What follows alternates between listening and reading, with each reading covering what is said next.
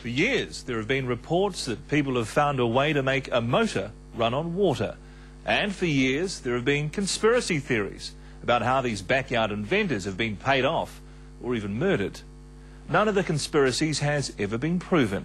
And as far as the scientific community is concerned, no one has created a water engine. But now an Auckland man claims he's done it, turned H2O into fuel. So we sent Sarah Hall to investigate. It looks like a normal motorbike cruising at 100 k's in the far north. But there's one crucial difference. This bike is apparently running on water. Water that's been modified according to a secret formula by an Auckland inventor, Steve Ryan. Is it the holy grail of fuel research? I would say that the person that can find out how water can harness the amount of energy that it has, yes, have cracked something.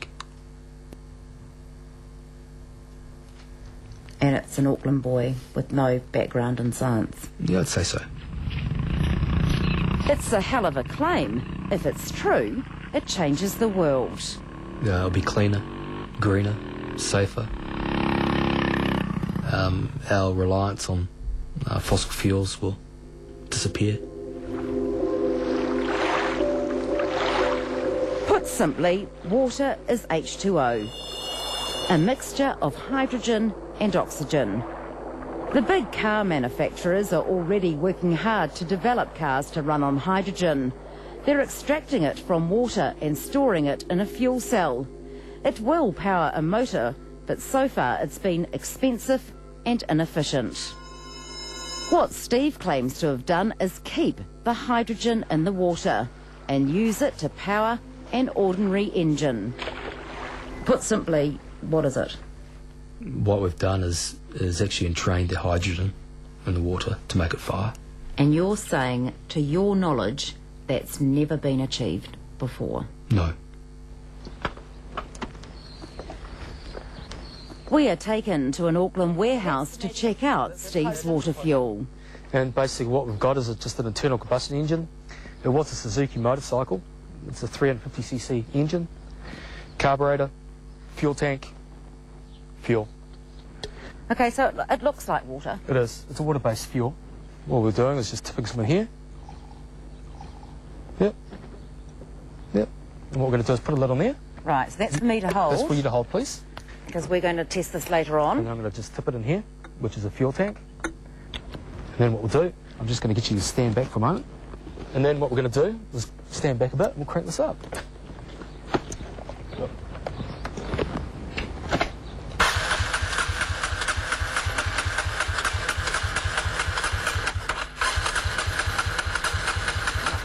on, baby.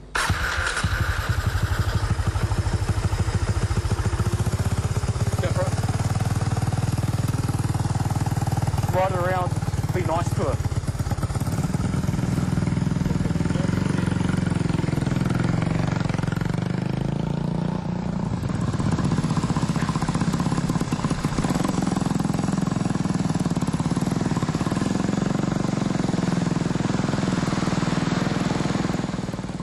What did I just see?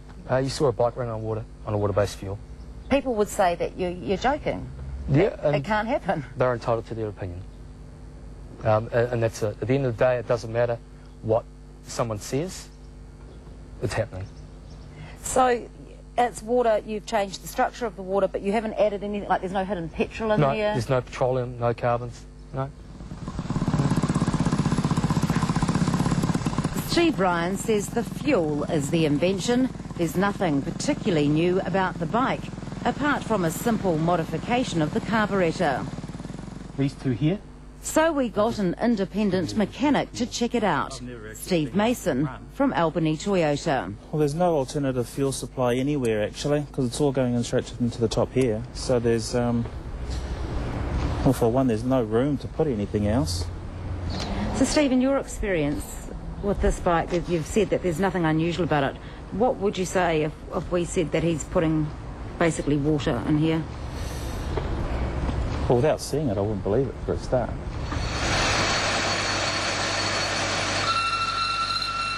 One of those convinced that Steve has done what he said he's done is next-door neighbour Brian Connell. He's been an engineer for more than 30 years and has watched Steve's work in progress. How sure are you that it is water? Well, I'm pretty positive because I've seen him take the water out of the tap. He won't let me see the mix, but he says, here it is, there's the water. Mixes it. There it is. But it's definitely not octane. I mean, any octane you can taste or you can smell. Any octane, no matter what it is, that you can taste it, I'm sure it'll burn you. So you're positive it's water? I'm positive it's water. Steve Ryan gave up his job in finance to become a full-time inventor. For more than 8 years, he's been tinkering with this idea, starting off in a shed at the back of his property. If he's achieved a water fuel, then he's beaten researchers all round the world who have spent hundreds of millions of dollars. How can you have done it when physicists, scientists with billions of dollars worth of funding can't do it? It's quite simple. If, for example, I was to go to university and study chemistry, I'd be reading a textbook. So I would know what I can and can't do. But when you actually don't have that formal training, you continue to go down the track of believing that you can do it until you prove to yourself that it can't be done, or it can be done. Are you potentially the next Bill Gates? I think he's a bit light. What do you mean by that?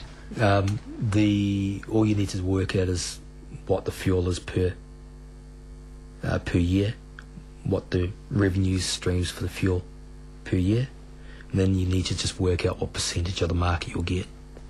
And if you're working on a 1%, 2%, 3%, you're talking telephone numbers. So potentially you could make billions and billions of dollars off this technology. Could, quite possibly. Very good. Steve Ryan has filed a patent to protect his findings, but it will take more than a year to come through. Initially, he told us he wouldn't show us the formula or tell us how he was making his fuel. What is your motivation for coming forward now? For protection, because I believe that the further I go down the track of developing this and filing the patent and having the patent being disclosed to the world, I will have a lot of people come out of the woodwork, organisations, governments, that will want to play. In fact, Steve Ryan claims he's already had contact by the US Defence Department wanting to know about his research, and he's had unusual hits on his website. I have a risk management team that look after me, and they put in protocols in place. I don't have a vehicle that I drive. I have vehicles that I use. It's all very James Bond, isn't it? It has to be. People will say, this guy is just a nutter. No, I'm probably eccentric. And quite a few people call me quite loose, but the proof's already been put in. Yep, right in. Okay, and then what I'm going to do... So is Steve Ryan's fuel one that could change the world? Or is he carrying out some sort of elaborate hoax? He wouldn't be the first. Others have claimed the same thing and sucked in investors. Later their claims have turned out to be fantasy. To convince us he's on the level, Steve Ryan set up a test. He put a lighter to his fuel to show that it isn't petrol or anything similar. And sure enough, when the flame hits the fuel, it simply goes out. But so what? It was time to bring in some experts. First up, Dr. Robert Rain, a fuel emissions expert from Auckland University. People have talked about water as a fuel for hundreds of years now. To your knowledge, has anyone ever done it? To my knowledge, no. So why does the flame go out when it comes in contact with Steve's liquid? Does that prove it's water? Or could it be something else? I would know of the alcohol fuels possibly doing that, some of the alcohols. maybe heavier fuels potentially would not burn, as that seems to have implied it didn't burn. So it's just very difficult to conclude anything from that. Yeah, I'm not sure whether is it supposed to be showing that the water, is it implying it doesn't burn or what? I'm not sure. Steve also did an emissions test, but far from backing up his claims, it showed carbon monoxide at 2% and carbon dioxide at 11%, exactly what you'd expect from a petrol-powered car. Does hydrogen and oxygen, the makeup of water, have carbon in it? No. So this is not water?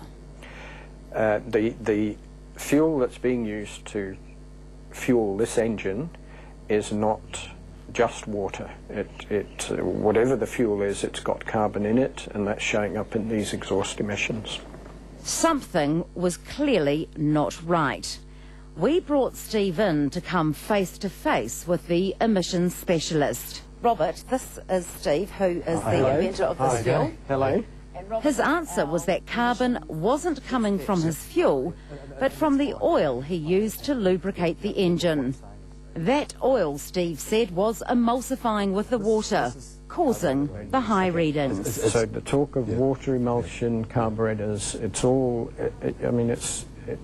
it's not relevant to the issue that this is the same emission, very similar emissions, that you would get from a conventional fuel engine. Yeah, well, I beg to differ, and from the people that I've spoken to in the last 45 minutes have actually agreed with me that the water and the oil, it is possible that it will distill and you will actually get an emission result from that. No. So you're saying that Dr. Rain was not convinced about the oil emulsifying with the fuel. He also wanted to know why Steve Ryan just didn't make his findings public. But I wonder if you have got such a big thing that potentially is, you know, people are paying $1.50 a litre for petrol now, and you're saying 15 cents a litre. I'm just surprised you don't just give it away. Just tell everybody. Just release it to the world. I'm surprised you don't do that. For your own good, the good of your soul. Yeah. And just say, and here it is. And just put your name on it. I mean, just imagine you would live forever as the person who... And that's a fair call. Steve Ryan could see the scepticism in the air.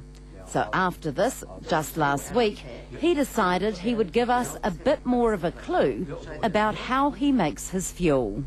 Yes, that's New Zealand water. Sweet. So what we're going to do is we're just going to... I'll hold it, and you can just tip it in. The water goes into this box, and 20 minutes later it comes out the other end. You put these two wires together. Yep, a couple of little wires together. We were allowed to look inside to observe the secret process, but weren't allowed to show you. We can confirm there was no hidden battery, no electricity, no sign of any other liquid. Put it into the little tank, which is definitely empty. Yep. So, in it goes. I poured the fuel into the bike and then saw the bike drive off.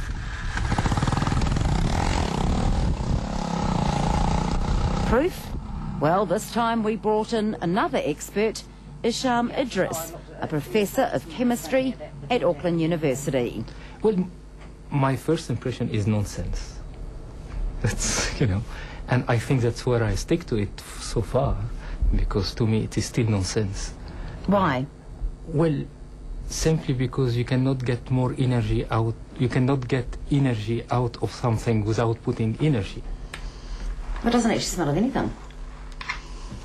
Professor Idris believes what could be happening inside Steve's little box is a process called electrolysis. It's basic science. Put two metals in the water, connect them up, and hydrogen bubbles will form. But he cannot understand how that produces a fuel to run a motorbike. Have you ever seen anything like that before? No. Have you got any theories on why that happened? No. No. You can't explain it? No, I cannot. You can get a motorbike running on hydrogen, but on a beaker containing water, no, I don't. I never saw that. I mean, we all know that It defies any law I know. You know. Fingers crossed she's going to start. OK, one final expert. This time, Dr. Ralph Sims, who lectures all round the world on alternative fuels. The concept of storing the hydrogen within the liquid is something that I haven't come across. So is it nonsense, or has Steve Ryan achieved the impossible and saved the world? Knowing that the oil era will come to an end, and knowing that there's thousands of Steve lookalikes all around the world, all beavering away in their backyards, then it's surprising that one person in New Zealand has come up with the goods, if he has, and great if so. But watch this space. Hero or hoaxer? Well, it's hard to tell until the patent comes through and Steve Ryan's fuel can be analysed. Is this a man who's just having us all on? Or have we just witnessed something revolutionary? I've been offered a year off work on full pay if it's true. Am I going to get that year off? I'd be getting a letter from your producer and actually having it signed, and then when the patent's out, I'd be getting it from them. I should be booking my holiday. I would be getting a letter, yes.